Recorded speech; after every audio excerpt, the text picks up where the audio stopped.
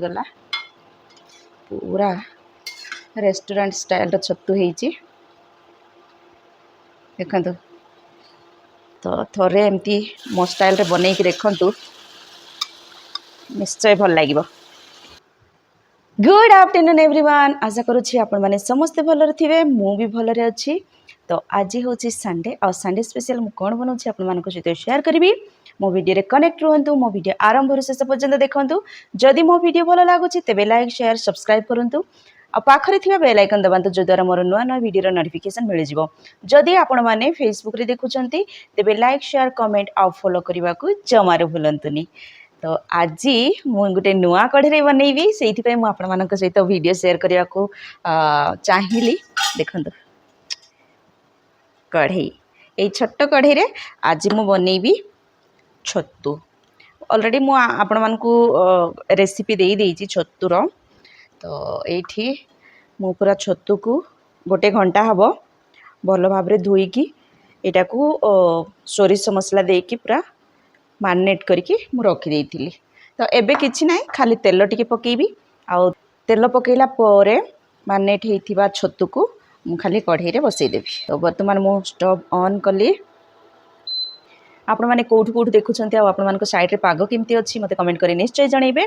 जेहेतु आज हमर एठी वर्षा सकाळु सकाळु आ सकाळु आमे चर्च जीवा पई आमे सकाळ 5टा रे उठुछु आ 5टा रे उठिकी गाधुआ सरे चर्च गला 7टा रे जेहेतु 7टा रे हमर एठी इंग्लिश मास रहउची।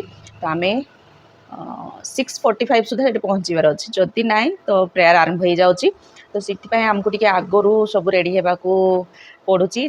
आज जेहेतु वर्षा होउथिला आ मो हस्बैंड को मते टिके एते पसंद नथिला किंतु अलार्म रखिथिलु जेहेतु मोर निद भांग गला आ मु उठिला मते निद भी हेलानी सेथि पई आज आमे गलु किंतु टिके लेट हैला 5-10 मिनिट लेट हे गला।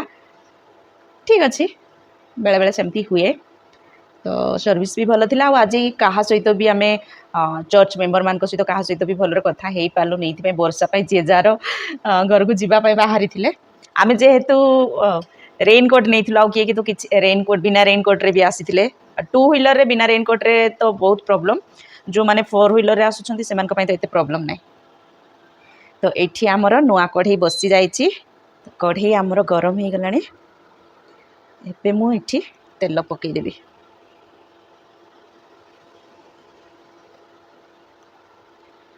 को मानकू छतु पसंद मते कमेंट कर निश्चय जणैबे।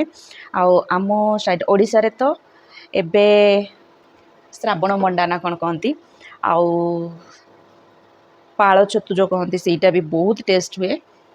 मते बहुत पसंद हेले कौन करिया।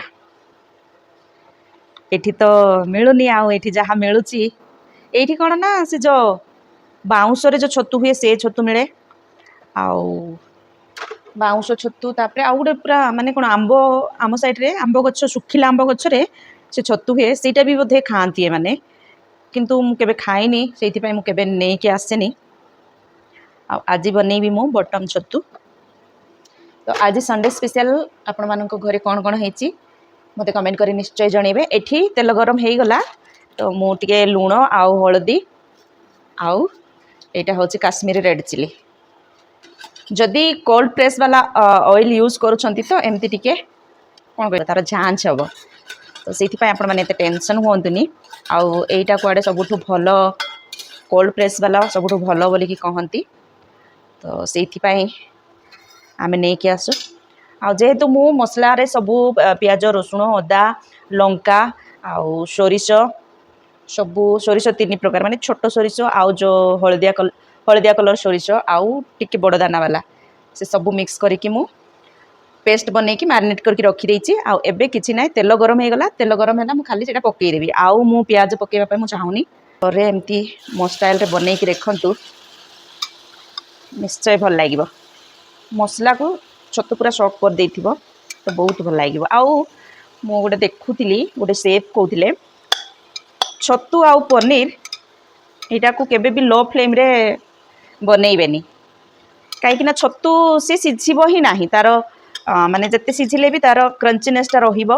सेइथि पई सब बेले छतु बनैला बेले टिके हाई फ्लेम करिकी छतु बनैबे।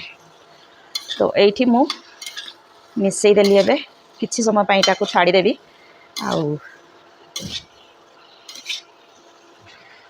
छतुरु आपे आपे तार पानी बाहरी पड़ो से मुझे पानी पकेबिनी टिके मसला कषि है गरम पानी देवी तो यहीटा तो ए कढ़ई पूरा फिट हो जाऊँ जेहेतु कढ़ईर लीड ही ना बिना लीड वाला कढ़ई आनी आईरा मो पाखे आगुरी थिला तो ये सामान हो जाऊँ तो किसी समय मुझे छाड़देवी छाड़देला गरम पानी देकी ताकू पुणी थे बन तो फ्रेंड्स देखा मुझे किसी समय मुझे छाड़ी देती तो पानी बाहरी कि ना मुझे देखी ए देखु मु बिना पानी देकी छतु ठारे एमती पूरा पानी बाहरी गला